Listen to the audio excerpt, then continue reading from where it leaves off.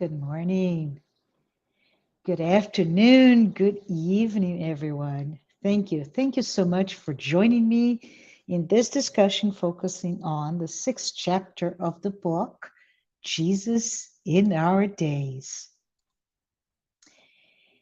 The psychological series by spiritual author Joanna de Angelis is very powerful, very impactful, albeit a very tiny book.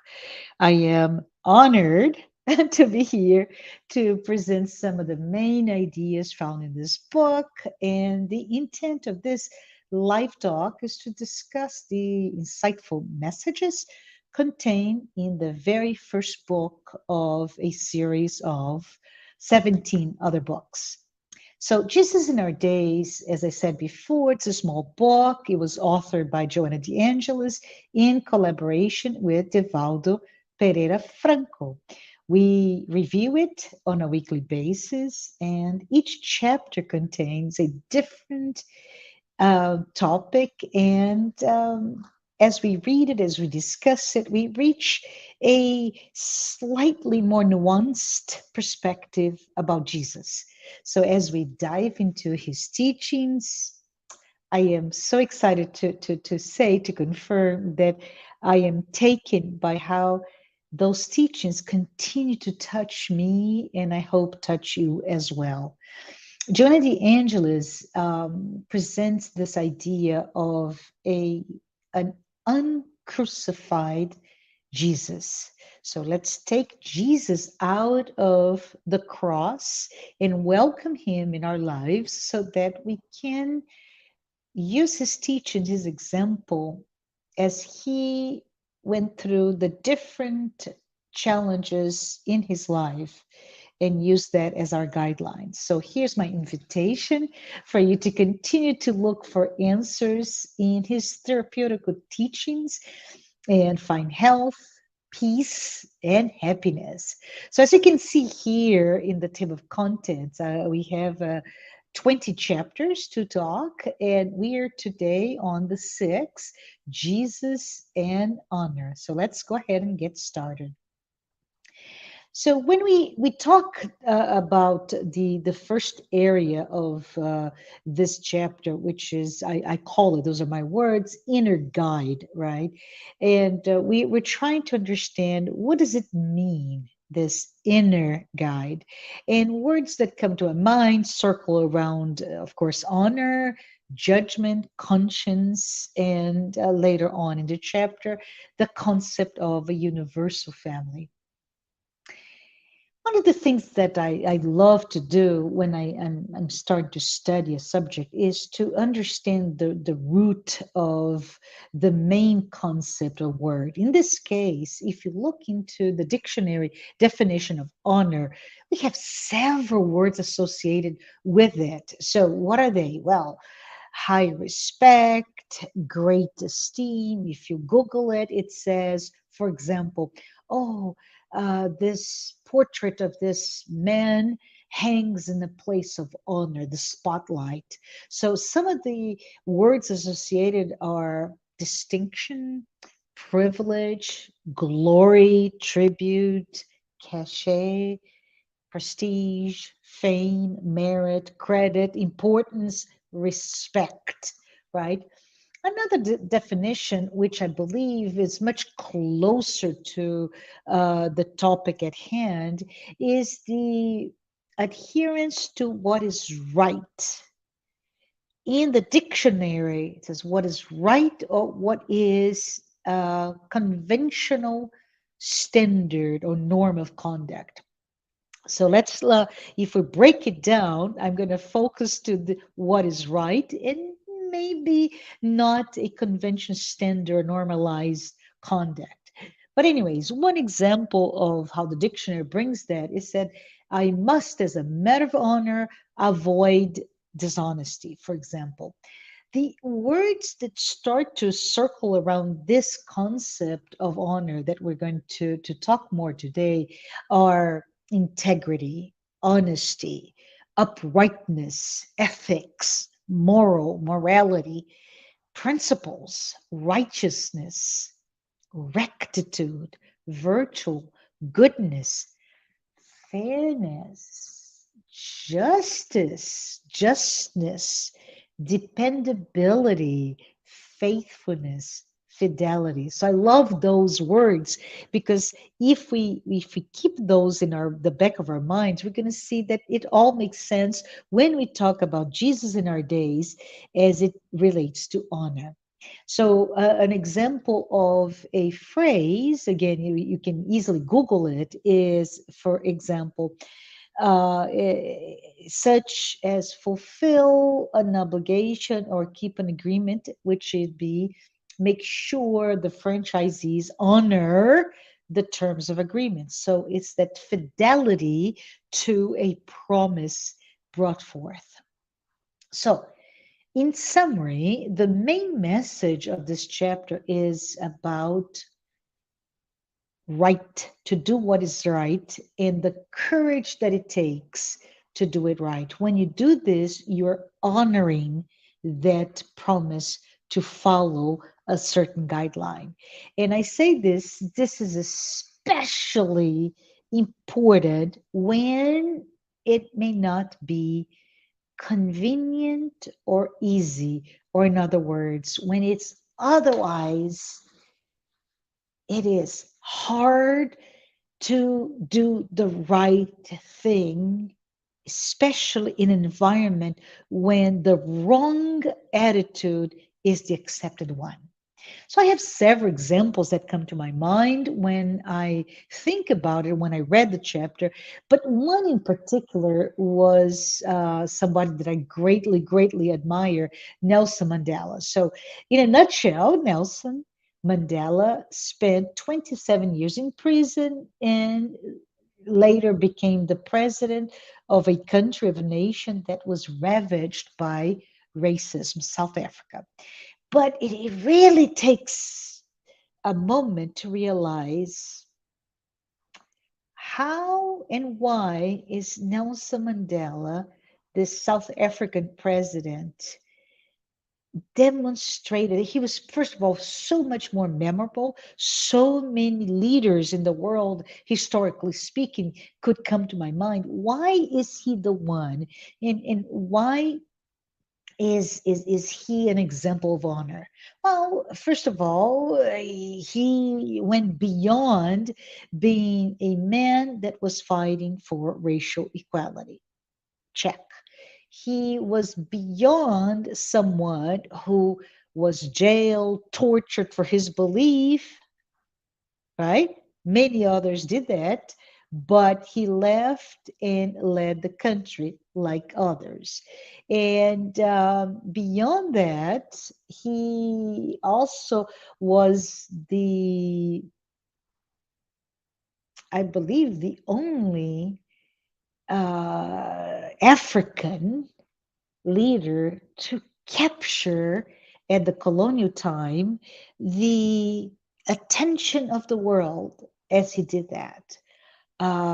It is something that I'm dating myself, but as a young woman at that, when I read and I continue decades later to read about him, I am taken and touched by his honor. So, what was really important for us in this discussion to think, to remote to Mandela, is that he is known as someone who led wisely, but most importantly, he promoted reconciliation, right? And as he stepped aside of being a leader, he kept on leading the world in that arena that was so important to me. So, in so many words, just so for you, if you haven't read about it, he dedicated his life, right, his mission, dedicated to end a racially divided and oppressive political system, the apartheid, and to create an environment of inclusion.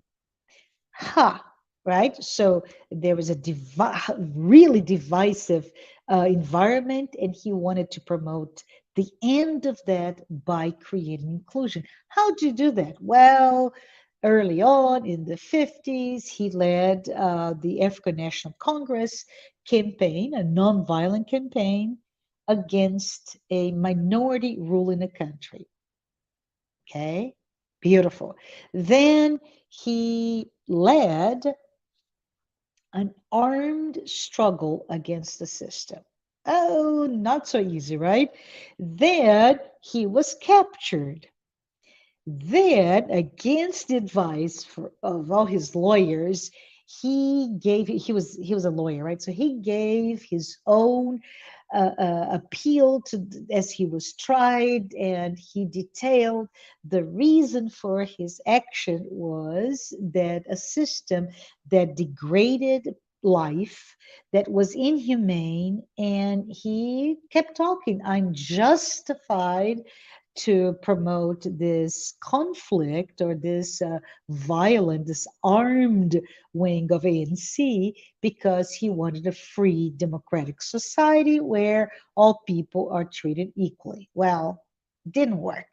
For Nelson Mandela in 64, he began at the time serving a life sentence on Robben Island, and he was there for 27 years.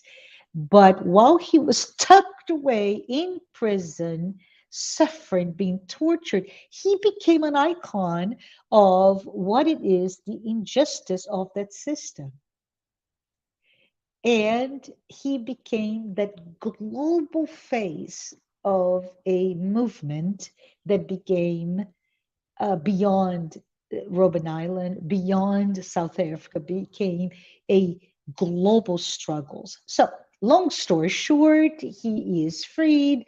1990. I remember the day. If you ask me, just remember what I was doing that day. It was that important to me. So he's freed, and the interesting point was that at the point of his freedom, it was not just, oh, well, now we understand Nelson Mandela. The country was on the verge of civil war, that the minority was no longer able to provide peace into the country, in a country of vast natural resources.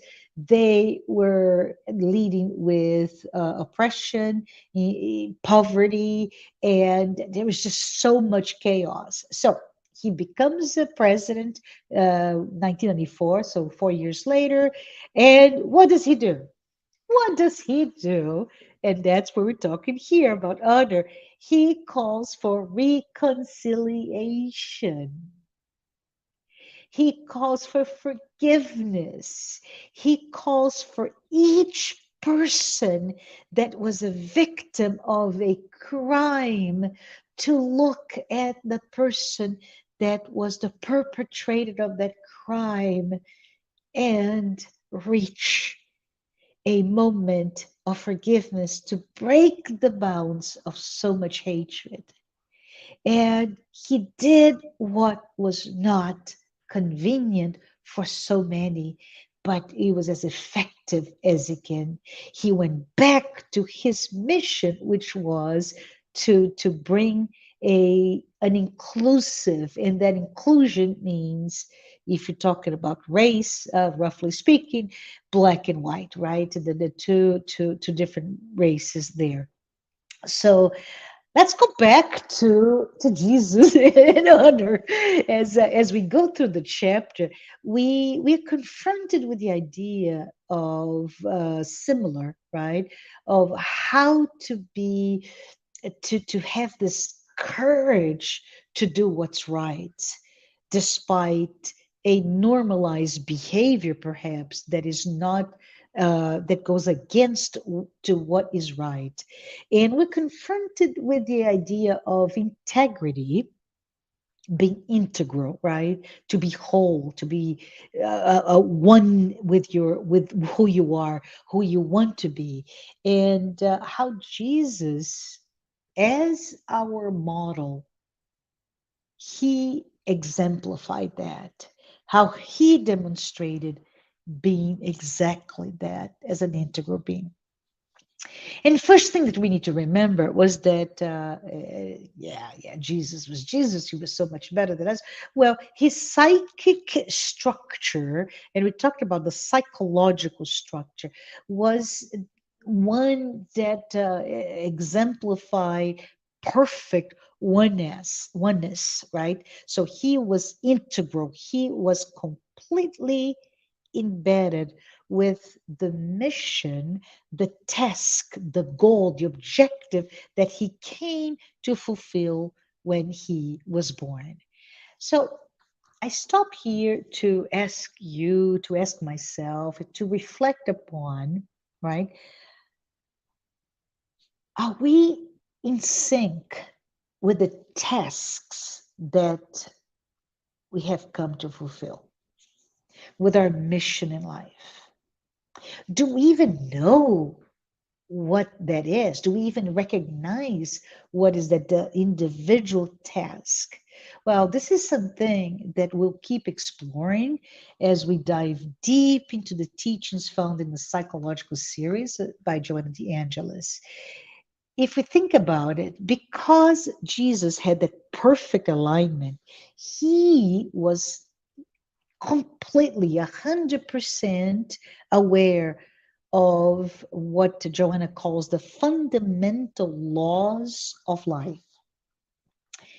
What are those? Well, those are the laws that exist and guide, and this is the word guide, right? Guide us in a sure course for a balance that is physical and psychological at the same time. And with that, we talked about our emotional lives, our psychological lives, as well as our physical lives, material lives.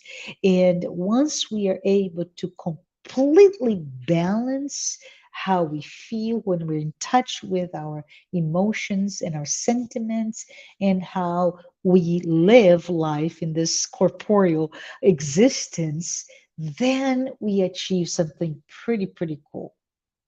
And I want to just say, right, it's it's uh, it's important to remember that we really cannot escape this inalienable right for our free will. This is nobody can take that away, right?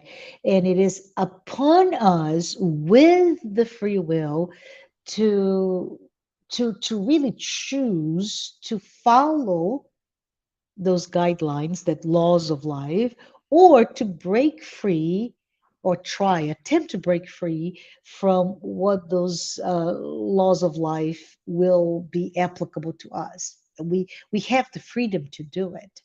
But if we think about it, Jesus, who embodied truth, and what I mean by that is not our version of the truth, not our relative truth, the truth according, in my case, according to Marcia, and that means my age, my gender, my experience, my current set of parameters of life, socioeconomical, educational, political, etc., etc., etc., right? Those are my relative, they represent my relative truth.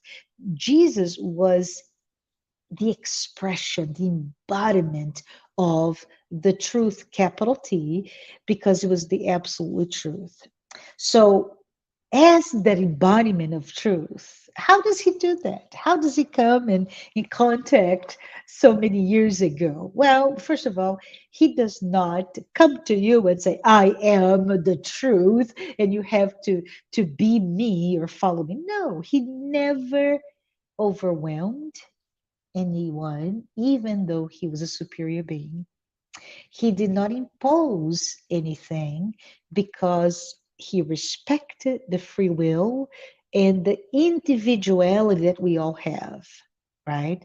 He believes, or he expressed that idea through his life, through his teachings, that it is through our individuality, it is through our knowledge and how we learn and grow and solidify our following certain guidelines, that we will be independent and free at the same time. So, anyways, when Jesus was here, he so respected and honored each being's individuality that when he was able, or he came in contact and he touched, and by touch we mean when he was able to touch that self, the sense of self, the spirit of each person, those who were touched by Jesus just found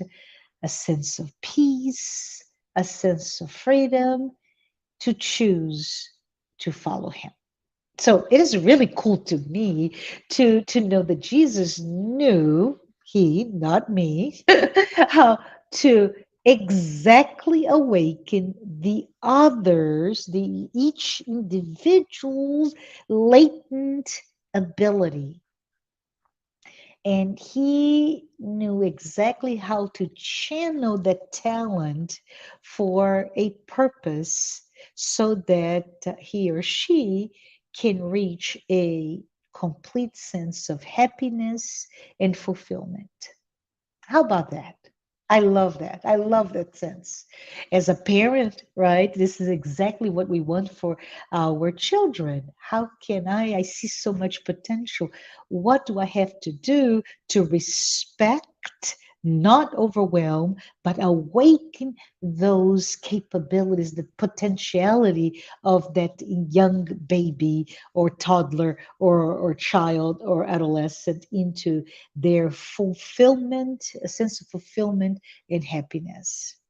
So if we think about just for a second, right? How did Jesus do that? Well, his tools, his mechanism was parables, stories. And these parables, they all contain teachings, living lessons, right, to a people that lived very different from us. If you think about it, very close, much closer to us. If you think about, oh, how my parents lived, oh, very different from me, how their parents and so on and so forth. Can you imagine over 2000 years ago how people lived so different? No one had internet or telephone or mobile devices at the time. No. They lived, and yet those life lessons that Jesus brought at the time are still true. They're very appropriate for our problems today. They summarize, they contain meaning, they contain pearls of knowledge to guide us when we're going through conflict, right? Or with conflicts such as other people, persons, and places, and etc. And those lessons are there to help us. And we just keep thinking with that idea how us as modern society, right, modern people, we still have the same dreams, aspirations, needs as our ancestors, right? There have been many achievements. Yes, I talked about internet and mobile devices, etc. We achieved those technological advances, but those are very few if you think in terms of the advancements of our humanity overall. We pretty much have the same needs as before. So if we think again, if we pause to reflect, how have I evolved? Are my goals, are my dreams pretty much similar to my father and mother, my grandparents, or their parents? What do I really want in life? My emotional structure is pretty much falling for the same traps and insecurities and disturbance, if you will, as my ancestors. I am equally vulnerable. And because I am equally, vulnerable, what is it? What is it that my emotional well-being needs? What is missing in my life? What can I do better? Well, Joanna tells us something very simple. To get to a sense of freedom and a sense of maturity, and she calls that inner emancipation, right? That sense of independence and maturity. She tells us we need one, the clarity knowledge brings to us, and two, and this is really important for our discussion today, she says two is courage to honor our goals. So knowledge and courage. And as I put in the screen, right, and I'm going to read to you, knowing what one wants out of life, how to go about it. Such is the birthing process of personal maturity, breaking with one's own atavistic roots carried over from one's spiritual past. So, for this, honor becomes the unparalleled inner guide that will propel us to move forward. So I have a few more minutes. Let's go ahead and talk a little bit about what doesn't make sense. Let's think. We talked about Mandela, and if you read about his biography or any news about his time, how people are like puzzle.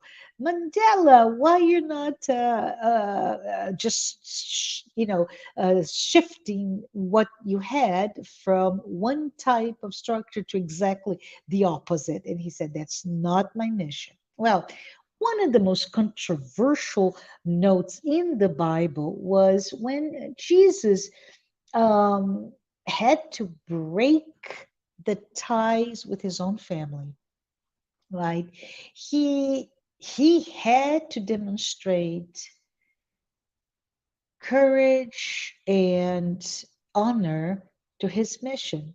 So, as I put here, and I'm not going to read it, basically, he's right. He's in a situation where there's all those people listening to him, and they come to him with the says, Jesus, your mother and brother are here asking for you, and he calmly says, who's my father? Who's my mother? Who are my brothers? Except those who do God's will. And to this day, people says, but the Bible says we have to honor our father and mother, and he was not honorable. He really uh, did disrespect them by saying that, and he was there unperturbed. Why is that? Right? Why is that? Well, let's talk a little bit. We have just a couple more minutes to talk. Is the notion that honor is the courage to choose what is right and what is the best.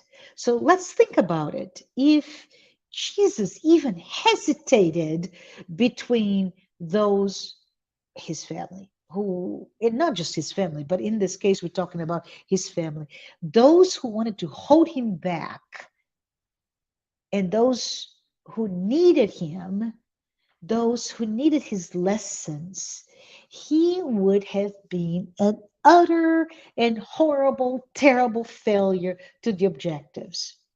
So it's a reminder to me to think about when we as individuals, either as children or as parents, have that point of conflict where one generation, and the generation that is very successful, perhaps, whatever the measure of success may be, try to impose a career or a life or an education to their future generations.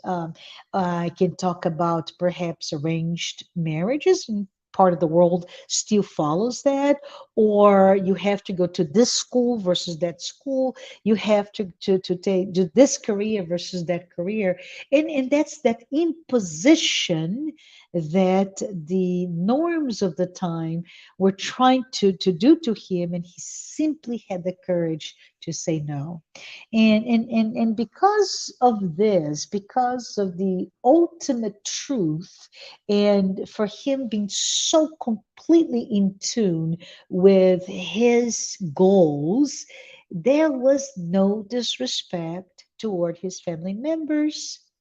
They at the time had assumptions, right? And a lot of the assumptions uh, were based on fears, but without aligning with the individuality of Jesus, they disrespected his choice as an independent man, not the other way, not the way around. And because of that disrespect, they were not respecting his mission, a mission that Jesus never denied. He said it will include humiliation, it will include death, and will include a cross, right?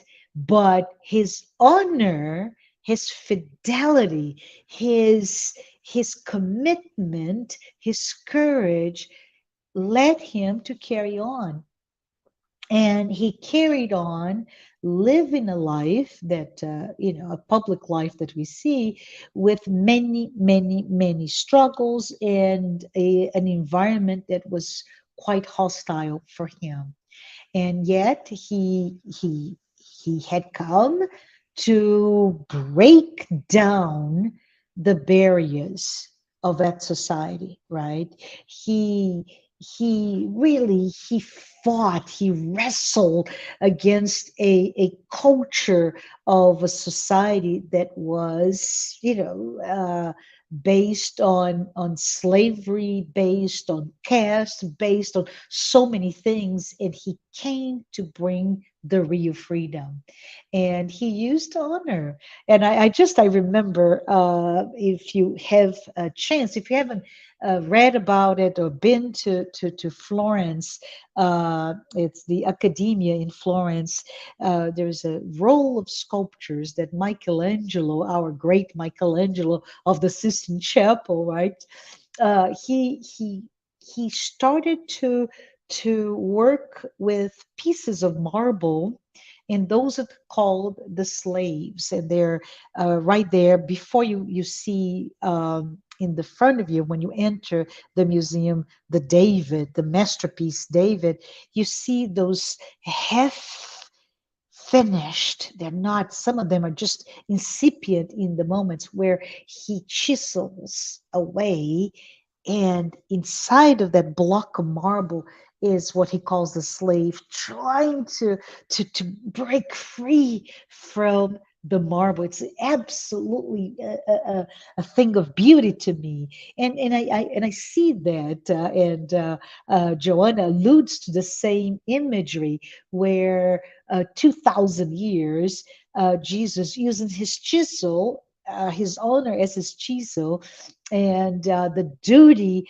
to his commitment as a hammer, and he took away the things that imprisoned him. And so many years later, he's still here with us today as a sculptor, right? If you will, a sculptor of souls, and shaping this marble, this prison in our lives, that to us to set us free. So I'm going to ask you for your patience for another couple of minutes because I wanted to drive down this driving force from a conclusion perspective, because it is really beautiful to come to the end of the chapter with some of the recommendations that Joanna de Angelis gives to us.